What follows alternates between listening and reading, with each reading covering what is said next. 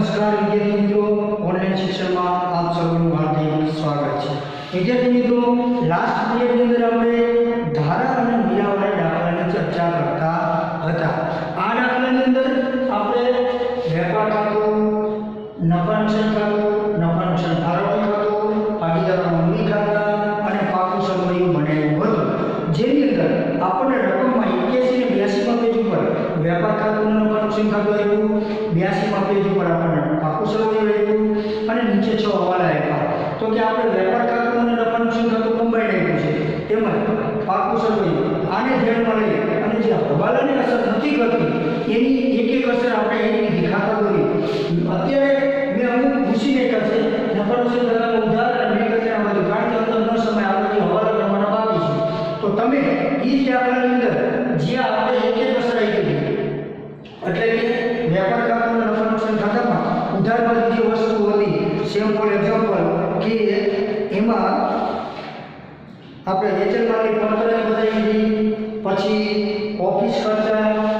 નફા નુકસાન ખાતાના ઉધાર બતાવ્યા હતા, સ્કૂલના ખર્ચા, પેકિંગ ખર્ચા, પછી ઘાલખાતી બતાવી, જાહેરાત ખર્ચા, વેચાણ વિતરણ ખર્ચા,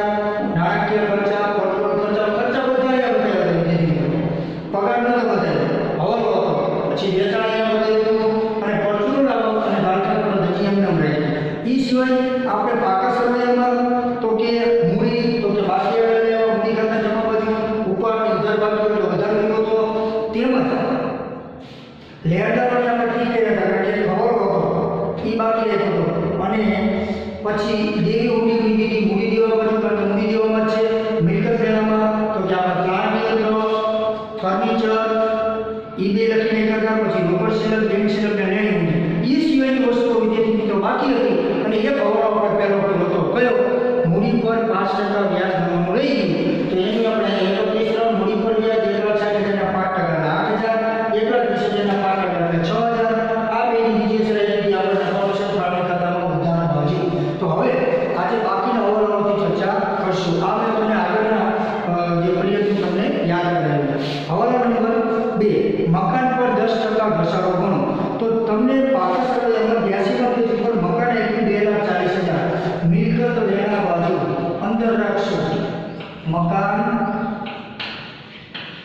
2,40,000, એમાંથી 12 ઘસારો કેટલા ટકા કીધું વિદ્યાર્થી મિત્રો? 10%, એટલે 24,000।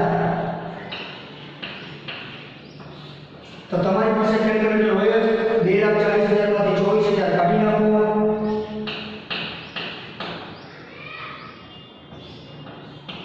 2,16,000 વધે, બરોબર? 16 ને 4 20, 20 ને 20 40। હવે આની બીજી અસર, તો એક અસર અહીંયા આવી, તો આને મિલકત લેણા ઉધાર કહેવાય, એ ઉધારમાં જ જાય, પણ ઘસારો નફા નુકસાન ખાતાની ઉધાર બાજુ આવે, અહીં લખશું ઘસારો કોનો? મકાન કેટલા આપણે કહીએ આ, જે પ્લસ માઇનસ કરી એની બીજી અસર આપવાની 24,000। રેડી વિદ્યાર્થી મિત્રો, આ હવાલા નંબર 2, પહેલો હવાલો આપણે કરી નાખ્યો મૂડી પર વ્યાજનો, બીજો મકાન પર 10% ઘસારો એની બે અસર। હવાલા નંબર 3, પગારના રૂપિયા 400 અગાઉથી ચૂકવેલા છે। હવે ખાસ ધ્યાન રાખજો, જો અહીંયા તમને સમજાવી દઉં, ચૂકવવાના બાકી પ્લસ થાય, મળવાના બાકી પ્લસ થાય, અગાઉથી મળેલ માઇનસ થાય, અગાઉથી ચૂકવેલ માઇનસ થાય। આ ફોર્માલિટી તમારે યાદ રાખવાની વિદ્યાર્થી મિત્રો, ખાસ ભૂલ્યા વગર, બરોબર? જે ખર્ચાની આવક હોય એમાં પ્લસ માઇનસ કરવાના રહે। તો હવે આપણે જોઈએ વિદ્યાર્થી મિત્રો કે એને કીધું કે પગારના અગાઉથી ચૂકવા છે, તો તમે વેપાર ખાતું, નફા નુકસાન ખાતું કમ્બાઈન રહ્યું, એમાં તમે ટીક કરેલું છે પગાર 8,000, તો અહીંયા લખશો, અંદર રાખો હવાલો હોય એટલે પગાર 8,000, એમાંથી 12 અગાઉથી શું કરેલ છે? ચૂકવેલું તો બાદ થશે, મળેલું તો બાદ થાય, અગાઉથી ચૂકવેલ 400, બહાર આવશે 7,600। હવે અગાઉથી ચૂકવા છે, જો તમે ઉધાર લીધું તો હવે પછી બીજી એની ઉધાર એટલે મિલકત અગાઉથી ચૂકવા તમારું લેણું બને, એટલે મિલકત લેણા બાજુ અગાઉથી ચૂકવેલ પગાર, પણ પણ કેટલા જેટલા પ્લસ માઇનસ કરો એટલા જ ધ્યાનમાં લેવાના એટલે 400 રૂપિયા રેડી આ હવાલા નંબર 3 હવે પછી આપણી પાસે હવાલો હવે રોકાણો પર રૂપિયા 800 વ્યાજ મળવાનું બાકી છે મળવાનું બાકી પ્લસ થાય એટલે રોકાણો આપણે જો ઠીક કર્યા 24000 ડાયરેક્ટ પણ મૂકી શકો અને અંદર મૂકીને પણ સરવાળા બાદ ઘણા વિદ્યાર્થીઓ મિત્રો કે તમે રોકાણો 24000 સીધા બહાર મૂકી અને રોકાણો પર મળવાનું વ્યાજ એની પણ સીધી બહાર આપી દે તોય ચાલે આપણે એમ જ કરીએ તો રોકાણો 24000 હવે મળવાનું બાકી રોકાણનું વ્યાજ કેટલું આવ્યું 800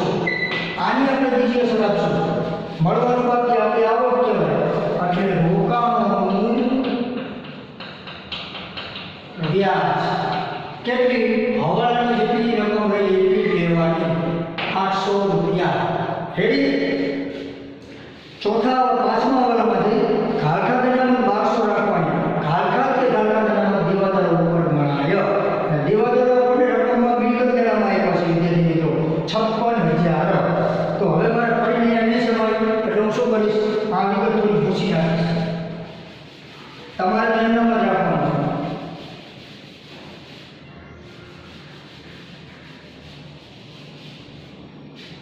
તો હવે અહીંયા પહેલા લખશું આપણે વિદ્યાર્થી મિત્રો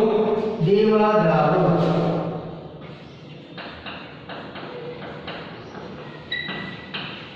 અંદર લખશું 56000 ખાલખા અનામત કાઉન્સમાં હો કેટલી રાખવાની 1200 રૂપિયા 12 મૂકી દઈએ 0 0 8 4 અને 5 54800 બરોબર હવે આની બીજી રાખશો તો તમે અંદર વેપાર ખાતાના ફંક્શન ખાતામાં ઉધાર વાંચો જે એમાં ખાલખાટી કરેલી છે એટલે એમાં પ્લસ થાય તો ગોતો એની અંદર ખાલખા 8000 રૂપિયા અહીંયા લખશું ખાલખા કાઉન્સમાં કાસ કોને યાદ કરો ખાલખા કાચસરાની પ્લસ ખાલખા હવાલાની પ્લસ ખાલખા હવાલાની ત્રણ ટોટલ એમાંથી બાદ ખાલખા કાચસરાની શરૂઆતમાં ને અંતમાં કાસ આવે વચ્ચે હોય તો 8000 ની હવાલાની આ જે રહી 1200 રૂપિયા એટલે પ્લસ ખાલખા અનામત હવાલાની 1200 એમ થઈને બહાર આવશે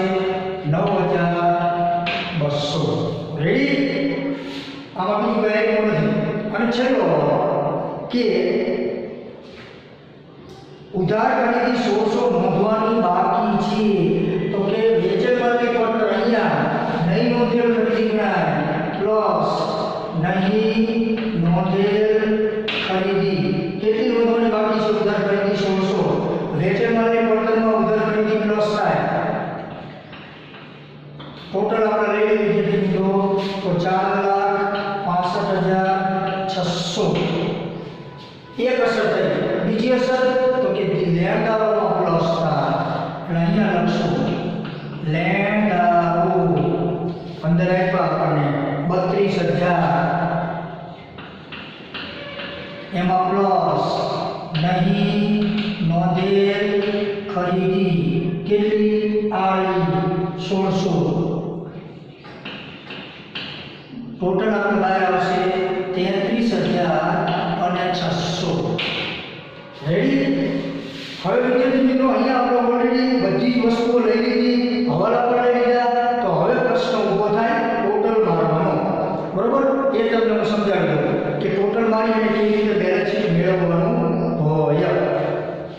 તો એ રીતે જોઈ વિદ્યાર્થી મિત્રો સૌથી પહેલા આપણે શું કરશું ફોર્માલિટી હું તમને સમજાવું તમારે ટોટલ મારવાના રહેશે અહીંયા આપણે આ ટોટલ મારશું જે વધારે હોય માનો કે 7,84,000 એ ટોટલ અહીંયા 7,84,000 એટલે અહીંયા જે આવશે સ્વાભાવિક છે તો અહીંયા આપણે લખશું સુધારેલો કાચો નફો ક્યાં લઈ ગયા નમુ ખાતે અહીંયા જે આવે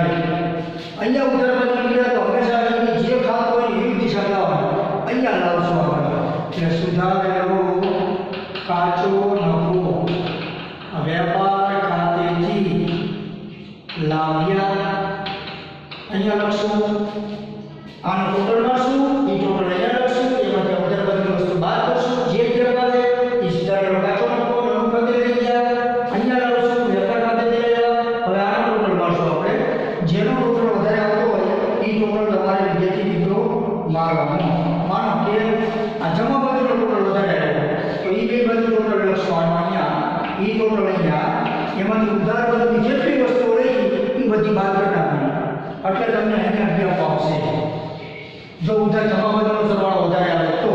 માનો ઉધાર બાજુનો સરવાળો વધારે આવે તો ઉધાર બાજુ જેટલી આગળ આપણે પેકિંગ ખર્ચા શોરૂમના ખર્ચા વેચાણ વિતરણ ખર્ચા નાણાકીય ખર્ચા બરોબર એ બધી જ વસ્તુઓને ધ્યાનમાં લેવાના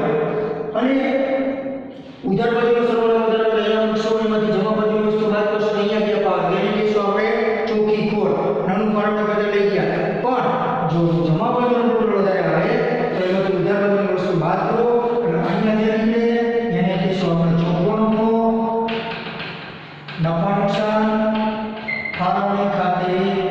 લઈ ગયા અહીંયા જે નીકળો ઉધાર એટલે નવું ફાળવણીમાં જમા લાવશું ચોખ્ખો નફો કાઉન્સમાં નવું ખાતેથી લાવ્યા એ અહીંયા લખશું એટલે હવે આનો ટોટલ મળશે એ ટોટલ અહીંયા એટલે અહીંયા જે નીકળશે એને વેચની પાત્ર નફો કહેવાય તો અહીંયા લખશું વેચની પાત્ર નફો ધારા અને મીરા તો તમને રકમની શરૂઆતમાં લખ્યું છે કે ધારા અને મીરા ત્રણ જે બેના પ્રમાણમાં ફંક્શન લેતા ભાગ્યા અહીંયા જે કહેવા આવે એ બેને ત્રણ બેના પ્રમાણમાં વેચી દેવાનું અને વેચની પાત્ર નફો ક્યાં લઈ લેવાનો મૂડી ખાતામાં અહીંયા જમા બાજુ લાવશું વેચની પાત્ર નફો ધારા નવના ખાતામાં મીરા નવના ખાતામાં અને પછી ટોટલ મારશો